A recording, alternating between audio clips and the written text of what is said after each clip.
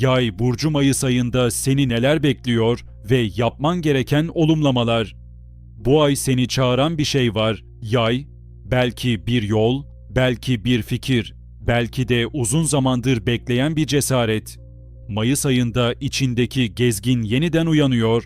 Sınırlarını aşmak, bakış açını genişletmek ve ruhunu özgür bırakmak için mükemmel bir zaman. Yeni bir inanç sistemi, farklı bir hayat görüşü ya da hiç gitmediğin bir duygunun derinliği, hepsi bu ay seni bekliyor. İç sesine kulak ver ve adım atmaktan korkma.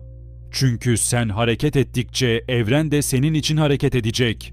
Mayıs mesajın, özgürlüğüm içimde başlar, ruhumun istediği yere gitmesine izin veriyorum. Yay burcu olumlaması. Hayat bir keşif ve ben her anıyla büyüyorum. Sınırlarımı aşmaya, yeni bakış açıları kazanmaya hazırım. Özgürlüğüm bana